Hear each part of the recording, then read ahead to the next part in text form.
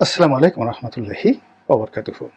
সম্মানিত দর্শক, আমার অন্যান্য যে ভিডিওগুলো আপনারা দেখেন, সেই ভিডিওর তুলনায় আজকের যে ভিডিওটি, এটি যে কোনো কারণে আমার জন্য খুব স্পর্শকাতর। এবং যে বিষয়টি নিয়ে কথা বলবো, এই কথা বলা আমার জন্য, আমি যে অবস্থানে রয়েছে সেখান থেকে রীতিমতো জিহাদে কুল্লিয়া, উত্তম জিহাদ। আমি নিজে ব্যবসা বাণিজ্য করি এবং যারা এই ব্যবসা বাণিজ্যের জগতে শীর্ষ পর্যায়ে আছেন, ট্রেড পলিটিক্সে এফবিসিআই সভাপতি হন, তারপর বিভিন্ন ট্রেড সংগঠনের সভাপতি হন, এদের অনেকের সঙ্গে আমার বন্ধুত্ব রয়েছে। তাদের কর্মকাণ্ড আমার পছন্দনীয় নয়, কিন্তু যেহেতু ব্যবসা বাণিজ্য করি তাদের সঙ্গে আমার দেখা হয়, সাক্ষাৎ হয় এবং বিভিন্ন পারিবারিক কিংবা সামাজিক অনুষ্ঠানে তাদের সঙ্গে মুখ দেখা দেখি করা ছাড়া সেই ৮০ দশক থেকে এখন পর্যন্ত আমার আসলে অন্য কোনো বিকল্প থাকে না। তো কাজেই তাদের বিরুদ্ধে কথা বলা যে কোনো কারণই হোক আমার জন্য বিব্রতকর, ঝুঁকিপূর্ণ নয়। এর কারণ হলো যে সবচেয়ে রাজনৈতিক যারা ক্ষমতাধর ব্যক্তিবর্গ, দীর্ঘদিন ধরে তাদের বিরুদ্ধে কথা বলে আসছি। এটি নিয়ে আমার কখনো কোনো আতঙ্ক কাজ অতীতে করেনি, এখনো করে না। আল্লাহর কাছে সাহায্য চাই যেন আগামীতেও না করে। যা বলছিলাম সেটি হলো, শেখ হাসিনাকে, মাননীয় সাবেক প্রধানমন্ত্রী, যারা সর্বনাশ করেছেন, তাদের মধ্যে সবচেয়ে যে গোষ্ঠীটি তার মন এবং মস্তিষ্কে রীতিমতো পছন্দ ধরিয়ে দিয়েছেন, তাকে এবং তার পরিবারকে দুর্নীতির যে নর্দমা, সেই নর্দমার মধ্যে ফেলেছেন এবং সেই নর্দমার মধ্যে পড়ার কারণে যিনি একসময় জননেত্রী রূপে নন্দিত ছিলেন, বঙ্গবন্ধু কন্যা রূপে যিনি মাথার তাজ ছিলেন এবং দলীয় নেতাকর্মীদের নিকট যিনি বোন হিসেবে, আপা হিসেবে সম্মানিত ছিলেন, সেই শেখ হাসিনা এদের কারণে দুর্নীতিবাজ হয়েছেন, খুনি হয়েছেন, স্বৈরাচারী হয়েছেন, ফ্যাসিস্ট হয়েছেন, আরো কত কি। এবং সবার শেষে তিনি যেভাবে পালিয়ে গেছেন, এই পালানোর ফলে হাতে গোনা যে অলিগার শ্রেণী রয়েছে তাদের সংখ্যা কত হবে? বড় জোর ৫ থেকে ৬০০। আর এদের নেতা কত হবে? বড় জোর ৪০ থেকে ৫০। অর্থাৎ ৫০ জনের একটা টিম, দুর্নীতিবাজ ব্যবসায়ীদের একটা টিম, তাদের অধীন ৫০০ জনের মতো একটা সিন্ডিকেট। এরপর আরো শহর, বন্দর, গ্রামে, ইউনিয়ন, ওয়ার্ড পর্যায়ে ব্যবসায়ী কাম দুর্নীতিবাজ, কন্ট্রাক্টর, সাদাবাজ, এদের সংখ্যা ধরেন আরো লাখখানেক হবে। তো বাংলাদেশে যদি ৩৫% লোক আওয়ামী লীগ করেন, তাহলে কম করে হলে ধরুন ৬ কোটি লোক আওয়ামী লীগ করেন। তো ৬ কোটি লোকের মধ্যে এরকম দুর্নীতিবাজ, ব্যবসায়ী, চাঁদাবাজ, ধড়িবাজ লোকের সংখ্যা সাকল্যে ১ লাখ। এই ১ লাখ লোকের জন্য ৬ কোটি লোক আজ জাহান্নামের আগুনের মধ্যে পড়েছে। এবং এই যে ৬ কোটি মানুষের যে কান্না, সেই কান্না শেখ হাসিনা যতদিন জীবিত থাকবেন, শেখ রেহানা যতদিন জীবিত থাকবেন, জয় যতদিন জীবিত থাকবেন, তাদের চারিদিকে জাহান্নামের আগুন রূপে, জাহান্নামের বাতাস রূপে, লু হাওয়া রূপে তাদেরকে তছনছ করে ছেড়ে দেবে। তাদের জীবন, খাওয়া দাওয়া, ঘুম সবকিছু হারাম করে দেবে। তো শেখ হাসিনা পালিয়েছেন, শেখ রেহানা পালিয়েছেন, জয় আছেন দেশের বাইরে, আর তিনি যদি বাংলাদেশে থাকতেন তাকেও পালাতে হতো। এমনকি দলের মধ্যে যে সকল ভালো নেতা ছিলেন, যাদের বিরুদ্ধে দুর্নীতির অভিযোগ নাই, তারা দম্ভ করেছেন, অন্যায় করেছেন, আমি কারো নাম বলবো না, কিন্তু দুর্নীতির অভিযোগ নেই, তারাও এই সময় গা ঢাকা দিতে বাধ্য হয়েছেন। তো এই সকল কুকর্ম যাদের কারণে হয়েছে, তারা সবাই শীর্ষস্থানীয় তথাকথিত ব্যবসায়ী। এদের ব্যাংক আছে, এদের বীমা আছে, এদের গার্মেন্টস আছে, শিল্প আছে, কলকারখানা আছে। তারা প্রধানমন্ত্রীর সঙ্গে গত 15 বছর ধরে দেশে বাইরে গেছেন এবং রাষ্ট্রযন্ত্রকে চিপে যত জনগণের অর্থ জোকের মতো খাওয়া যায় তারা সেটা খেয়েছেন। এবং এই গত 15 বছরে প্রধানমন্ত্রীর কার্যালয়, অফিস, আদালতে এ সকল দুর্বৃত্ত শ্রেণীর যারা ব্যবসায়ী, তাদের আচরণ, চাল চলন, কথাবার্তা সারা দেশের মানুষের কাছে এতটা বিরক্তিকর, এতটা ঘৃণার এবং এতটা আপত্তিকর, লোকজন যদি এখন তাদেরকে সুবিধাজনক স্থানে পায় তাহলে কি পরিমাণ যে ট্রিটমেন্ট দেওয়া হবে তার কিছু নমুনা বিচারপতি মানিকের যে পতন, সেই পতনের মধ্যে দেখতে পেয়েছেন। মানিক আইনশৃঙ্খলা রক্ষাকারী বাহিনীর হাতে ধরা পড়ার কারণে প্রাণে বেঁচে গিয়েছেন, নচেত লোকজন তাকে পাড়িয়ে মেরে তার জিহ্বা টান দিয়ে ছিঁড়ে ফেলত। এইরকম ক্রোধ। তো মানিকের প্রতি যদি এই রাগ হয় তাহলে শেখ হাসিনাকে যারা দুর্নীতির সেই সাগরের মধ্যে চুবিয়েছেন সেই সকল ব্যবসায়ীরা এখনো বহাল তবিয়তে ঘুরে বেড়াচ্ছেন। এবং অবাক করার ব্যাপার হলো, এরা বিভিন্ন স্রোতে বিভিন্ন কথাবার্তা বলে তারা প্রধান সেনাপতি জেনারেল ওয়াকরুজ্জামানের সঙ্গে দেখা করেছেন, প্রধান উপদেষ্টা জনাব ডক্টর মোহাম্মদ ইউনূস সাহেবের সঙ্গে দেখা করেছেন। কি কথা হয়েছে, কি বলেছেন, এটা কোনো বিষয় নয়। মানুষের ক্রোধ এমন পর্যায়ে যে মানুষ তাদেরকে ওই দুটো জায়গায় এবং ওই দুজন মানুষের সঙ্গে দেখে ক্রোধে রীতিমতো উন্মত্ত হয়ে পড়েছেন। আপনারা গিয়ে দেখেন যে সালমান এফ রহমানের অফিস, বাসভবন কিভাবে মানুষ জ্বালিয়ে পুড়িয়ে ছারখার করে দিয়েছে। নারায়ণগঞ্জে গাজী টায়ারের মালিক গোলাম দস্তগীর গাজী, তার যে দুর্বৃত্তপনা, তার যে জুলুম, তার যে অত্যাচার পুরো নারায়ণগঞ্জবাসীকে রীতিমতো অস্থির করে তুলেছিল। তিনি কত মানুষের বুকে হাহাকার তৈরি করেছেন, কত মানুষের জমি দখল করেছেন, কত মানুষকে অপমান করেছেন। তার পেটোয়া বাহিনী ছিল এবং মানে জাহিলিপনা কাকে বলে, তার ছেলে, সে নিজে এবং তার স্ত্রী, তার গুন্ডা পান্ডা সব মিলিয়ে মানুষের ক্রোধকে এমন পর্যায়ে নিয়ে গিয়েছিল। তার ফলে কি হলো দেখুন, তার একটা বিশাল শিল্প কারখানা মানুষের ক্রোধের আগুনে জ্বলে পুড়ে ছারখার হয়ে গিয়েছে। সেখানে নির্মমভাবে প্রায় 178 জন মানুষ নিখোঁজ হয়েছে বা পুড়ে গেছে।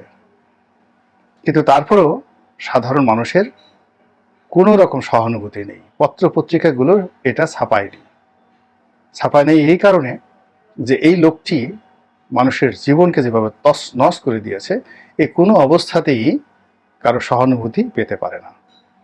তো গোলাম দস্তগীর গাজীর দ্বারা শেখ হাসিনার যত ক্ষতি হয়েছে, দেশবাসীর যত ক্ষতি হয়েছে, তার চেয়ে হাজার গুণ ক্ষতি হয়েছে যে লোকগুলোর দ্বারা। সেই লোকগুলো এখন প্রধান উপদেষ্টার কার্যালয়ে ভোল পাল্টিয়ে যাচ্ছেন। তাদের সংবাদপত্র আছে, তাদের টেলিভিশন আছে এবং তাদের চেহারা, সুরত, আচার আচরণে মনে হচ্ছে যে তারা নিরপরাধ শিশু, জান্নাতি শিশু। শেখ হাসিনা যত দোষ শেখ হাসিনা, তারা কিছুই না। তারা হালাল ব্যবসা বাণিজ্য করেছেন এবং হালাল ব্যবসায়ীদের জন্য যে সকল পুরস্কার আল্লাহ রাব্বুল আলামিন দুনিয়া এবং আখেরাতে রেখেছেন, এগুলো তাদের প্রাপ্য। কাজেই তারা নির্ভয়ে নিশ্চিন্তে সেই প্রধান উপদেষ্টার কার্যালয়ে চলে গেছেন। নির্ভয়ে নিশ্চিন্তে তারা ক্যান্টনমেন্টের ভিতরে ঢুকে পড়েছেন। আমরা তো এখনো ক্যান্টনমেন্টে ঢোকার কথা কল্পনাও করতে পারি না, প্রধান উপদেষ্টার সঙ্গে দেখা করার কথা কল্পনাও করতে পারি না, কিন্তু এই দুর্বৃত্তগুলো ঢুকে গেছে। এবং এরা এত খারাপ, এত জঘন্য, এদের যে মানে ভিতরে ধ্বংসাত্মক যে মেশিনারিজগুলো রয়েছে, এটা যে কোনো মানুষকে, শেখ হাসিনার মতো মানুষকে যেখানে তারা কলুষিত করে ফেলেছে, শেখ হাসিনার মতো লোককে যে কখনো টাকার দিকে তাকাতেন না, 2012 সন পর্যন্ত আমি সাক্ষ্য দিচ্ছি, টাকার দিকে তাকাতেন না, এবং দুর্নীতি কাকে বলে এই জিনিসগুলো তিনি শুনতেও পারতেন না 2012 সন পর্যন্ত। একটা ছোট উদাহরণ দেই। আমার এলাকাতে একটা গ্যাস ফিল্ড হলো, গ্যাস ফিল্ড আবিষ্কৃত হলো চরকাজলি ইউনিয়নে, শেভরন। তো এই ধরনের যখন কর্মকাণ্ড হয় তখন এলাকার সংসদ সদস্যের সঙ্গে এরা বসে এবং তার সঙ্গে একটা অর্থনৈতিক লেনদেন করার চেষ্টা করে। তারপরে সেই এলাকার রাজনৈতিক ক্ষমতাধরদেরকে ব্যবহার করে ওই এলাকার লোকজনের উপর তারা নিষ্পেষণ চালায় এবং এখনো অপকর্ম নাই, কুকর্ম নাই যে এ সকল আন্তর্জাতিক কোম্পানিগুলো না করে। তো তারা প্রথমে আমার সঙ্গে বসার চেষ্টা করলো, আমি তাদের সঙ্গে বসলাম না। এরপর যখন মন্ত্রণালয় থেকে বলা হলো আমি তাদের সঙ্গে বসলাম, কিন্তু সোনারগাঁ হোটেলের বিলটা আমি দিয়ে দিলাম, তাদেরকে দিলাম না, এবং আমি স্পষ্ট ভাষায় বলে দিলাম যে এইভাবে এভাবে কাজ করতে হবে। তো তারা তাদের মতো করে এলাকাতে কাজ করা শুরু করলো এবং গলা চিপাতে রীতিমতো তাণ্ডব, শেভরনের তাণ্ডবে সাধারণ মানুষ তছনছ হয়ে গেল। এটা 2010 সনের ঘটনা, সবে মাত্র এমপি হয়েছি। তা আমি সেই শেভরনের সেই কর্মকাণ্ড পুরো অপারেশন বন্ধ করে দিলাম। মন্ত্রণালয়, ডিসি অফিসে আগুন ধরে গেল বলতে গেলে। এর কারণ হলো শেভরন এত পাওয়ারফুল, শেভরনের যিনি বাংলাদেশের ম্যানেজিং ডিরেক্টর, তার সঙ্গে জ্বালানি এবং খনিজ সম্পদ মন্ত্রী যিনি ছিলেন ব্রিগেডিয়ার এনামুল, তিনিও কথা বলতে সাহস পেতেন না। যাই হোক, তো তারা এসে সরাসরি প্রধানমন্ত্রীর কাছে অভিযোগ করলেন যে আপনার এমপি আমাদের কাছে 2 কোটি টাকা ঘুষ চেয়েছে। তো আমরা সেই ঘুষ না দেওয়ার কারণে সে এই আমাদের কাজ বন্ধ করে দিয়েছে। এই কাজ বন্ধ করার ফলে প্রতিদিন আমাদের 10 কোটি টাকা করে লোকসান হচ্ছে। আপনার সঙ্গে আমার যে চুক্তি, সেই চুক্তি অনুযায়ী এই 10 কোটি টাকা করে প্রতিদিন আমাকে ক্ষতিপূরণ দিতে হবে, এইরকম কথা। তো প্রধানমন্ত্রী বললেন যে রনি ঘুষ চাওয়ার মতো মানুষ নয়। আমি একটা কমিটি করে দিচ্ছি, তার সঙ্গে কথা বলেন। এরপর সংসদের চিফ হুইপ ছিলেন তখন উপাধ্যক্ষ আব্দুল শহীদ, তিনি এবং জ্বালানি মন্ত্রী যিনি ছিলেন ব্রিগেডিয়ার এনামুল হক, তিনি আমার সঙ্গে বসলেন সংসদে বসে। তো বললেন যে কি ব্যাপার, প্রধানমন্ত্রীর কাছে আসছিলেন ওরা, তো এই কথা হয়েছে, তো তুমি একটু কাজটা শুরু করে দাও। আমি বললাম যে না, এটা হবে না, দরকার হলে আমি এমপিগিরি থেকে রিজাইন করব। শেভরনের এমডিকে ডাকেন, তার সঙ্গে আমার কথা আছে, তারপরে আমি সিদ্ধান্ত দেব। তো ব্রিগেডিয়ার এনামুল সাহেব বলতে গেলে একেবারে আটকে উঠলেন যে কি বলো তুমি, ওরা তো আমেরিকার প্রেসিডেন্টের মতো আচরণ করে। আমি একটা টেলিফোন করলে তারা, মানে তাদের যে এমডি, সে ফোন ধরবে, এটা তো আমিই কল্পনা করতে পারি না। আর তুমি বলছো যে সে সংসদে এসে বা আমার অফিসে এসে তোমার সঙ্গে সে বৈঠক করবে, এটা অসম্ভব ব্যাপার। আমি বললাম যে তারা অবশ্যই বৈঠক করবে, আপনি বলেন, এর বাইরে কোনো কিছু হবে না। এবং দেখা গেল সঙ্গে সঙ্গে রাজি হয়ে গেল এবং তারা আসলো এবং আমি আমার কথাগুলো বললাম যে আপনারা এই অপকর্ম করছেন, এই সকল অন্যায় জুলুম করছেন, রাস্তাঘাট নষ্ট করছেন, এলাকার লোকজনের সঙ্গে দুর্ব্যবহার করছেন, এবং এই কাজগুলো যদি আপনারা বন্ধ না করেন এখানে লিখিতভাবে, তাহলে আমি আপনাদেরকে কাজ করতে দেব না। 2 নম্বর হলো যে আপনাদের এই কর্মকাণ্ডের ফলে আমার সমস্ত রাস্তাঘাটগুলো নষ্ট হয়ে যাচ্ছে। গ্রাম্য যে রাস্তাগুলো সাধারণত 2 টন 2.5 টনের যে ট্রাক, এগুলো চলার উপযুক্ত, সেখানে আপনারা 8 টন 10 টনের ট্রাক চালিয়ে পুরো রাস্তাঘাট নষ্ট করে ফেলছেন। এ সকল রাস্তাঘাট ঠিক করে দিতে হবে। এইভাবে MOU স্বাক্ষর করে তারপর আমি শেভরনকে কাজ করতে অনুমতি দিয়েছিলাম, এবং এটা তৎকালীন প্রধানমন্ত্রী শেখ হাসিনার এতটা দৃঢ়তা ছিল। সেই শেখ হাসিনার বিরুদ্ধে অভিযোগ, এখন তিনি রূপপুর পারমাণবিক কেন্দ্র থেকে ঘুষ খেয়েছেন, তারপর তার ছেলে টাকা পাচার করেছে, তার বোন টাকা পাচার করেছে। এই যে শেখ হাসিনার যে ডেভিয়েশন, এই ডেভিয়েশন করেছে হারামজাদা প্রকৃতির এ সকল অসভ্য ব্যবসায়ীরা, বিরাট গ্রুপ, কারো নাম বললাম না। সেই ব্যবসায়ীরা যদি শেখ হাসিনার মতো এরকম আয়রন লেডিকে রীতিমতো আবর্জনাতে পরিণত করতে পারে, তাহলে ডক্টর মোহাম্মদ ইউনূসের অফিস এবং সেনা প্রধানের অফিস কলঙ্কিত করার জন্য এদের 2 মিনিট সময় লাগবে না। কাজেই যারা আছেন ক্ষমতায়, স্বনির্বন্ধ অনুরোধ, এদেরকে প্রতিহত করুন। এই কয়টা লোক, এদের বেশিরভাগ লোকেরই ব্যবসা বাণিজ্য নেই, এরা শুধু ট্রেড পলিটিক্স করে, আর 2-3 জন 4-5 জন লোকের ব্যবসা বাণিজ্য আছে, সব লুজিং কনসার্ন। এই লুজিং কনসার্ন তারা ব্যাংকগুলোকে বসিয়ে দিয়েছে, এবং এদের ব্যবসা বাণিজ্য যদি বন্ধ হয়ে যায়, এদের শিল্প কলকারখানা বন্ধ হয়ে যায়, দেশ বেঁচে যাবে। আর এদেরকে যদি শুলে চড়ানো যায় এবং এদেরকে ডাইরেক্ট এই যাকে বলা হয় শেয়ার মার্কেটের সামনে, ব্যাংক পাড়াতে এনে এদেরকে যদি জনগণের হাতে ছেড়ে দেওয়া হয়, বাংলাদেশে এই ধরনের অলিগার আর তৈরি হবে না। এই কাজগুলো করা উচিত। দ্বিতীয়ত, খুবই দুর্ভাগ্যজনক, বিএনপির নেতা আব্দুল আল মিন্টু, আমাদের মিন্টু ভাই খুবই বন্ধু মানুষ, পারিবারিক সম্পর্ক, তার বাসায় অনেকবার তিনি দাওয়াত দিয়েছেন, তার ওয়াইফও খুব ভালো সম্পর্ক। তো আওয়ামী লীগের যে অলিগার দুষ্ট লোকজন, তাদের চাইতে জনাব আব্দুল আল মিন্টুর যে ব্যবসায়িক বুদ্ধি, প্রজ্ঞা, জ্ঞান 1000 গুণ বেশি। তিনি যদি এই সমস্ত মানুষ, অর্থাৎ এই যে এখন যারা শেখ হাসিনাকে ডুবিয়েছে, এরা যখন ফিডার খাওয়া শুরু করেছে, তখন সেই আমাদের যে আব্দুল আল মিন্টু সাহেব, তখন তিনি পোলাও কুরমা বিরিয়ানি খেয়েছেন এবং হজম করেছেন, জেনুইনলি ব্যবসা করে। তার যে মাল্টিমেট গ্রুপ জেনুইন ব্যবসা করে, ফলে তিনি তার মেধাটাকে ভালো কাজে ব্যবহার করতে পারেন, মন্দ কাজে ব্যবহার করতে পারেন। যদি ভালো কাজে ব্যবহার করেন, বিএনপির অনেক অনেক উপকার হবে। আর যদি মন্দ কাজে ব্যবহার করেন, তাহলে আওয়ামী লীগের যে অলিগার, তিনি সেই অলিগারদের আব্বা হতে তার 1 মিনিট সময় লাগবে না। এই বুদ্ধি তার আছে। আমার খুব কষ্ট লেগেছে যে মিন্টু ভাইয়ের মতো এইরকম প্রাজ্ঞ অভিজ্ঞ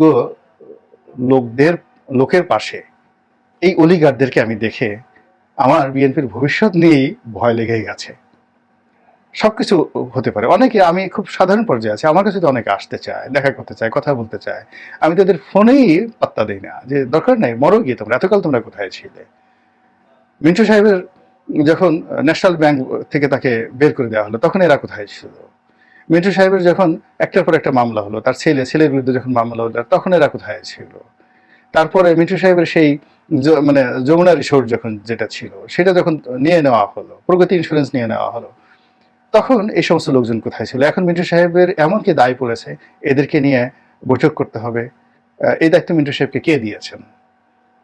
ইভেন যদি বিএনপি থেকেও কেউ দায়িত্ব দিয়ে থাকেন, আমি বলবো এই দায়িত্ব দেওয়াটা ঠিক হয়নি।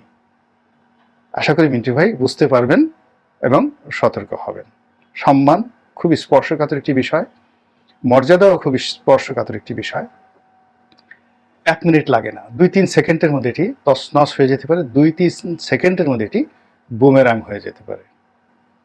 একটা সময় বলেছিলাম যে শেখ হাসিনা পালাবেন, এই ঠিক পালানোর 15 দিন আগে, এবং তিনি 30 মিনিট সময়ও পাবেন না। ঘটনা তাই ঘটেছে। কাজেই এখন আল্লাহ রাব্বুল আলামিন আমাদেরকে, অর্থাৎ যারা শেখ হাসিনার বিরোধিতা করেছি, তাদেরকে যে সুযোগটা দিয়েছেন, আমরা যেন কোনো অবস্থাতেই কোনো মন্দ লোকের প্রলোভনে পড়ে, মন্দ লোকের সংস্পর্শে পড়ে আমাদের এই নিয়ামতকে, আল্লাহর নিয়ামতকে যেন আমরা অপমান না করি। এর কারণ হলো, এই পৃথিবীতে মানুষকে সবচেয়ে বেশি ক্ষতি করে, এমনকি শয়তান যেটা করতে পারে না, তার চেয়ে 1000 গুণ ক্ষতি করে মন্দ লোকের সংস্পর্শ। এবং একজন মন্দ লোকের সঙ্গে যদি আপনার বন্ধুত্ব হয়, ও আপনাকে মন্দ না বানিয়ে ক্ষান্ত হবে না। কাজেই মানে একজন অলি আল্লাহর সাথে চলাফেরা করার চাইতেও একজন মন্দ লোকের সঙ্গে চলাফেরা করা বা তার সংস্পর্শটা যে কোনো মানুষের জন্য মৃত্যু ঝুঁকির চেয়ে বেশি। আল্লাহ আমাদের সবাইকে হেদায়েত দান করুন এবং হেফাজত করুন। আসসালামু আলাইকুম রহমতুল্লাহি ওয়া বারাকাতুহু।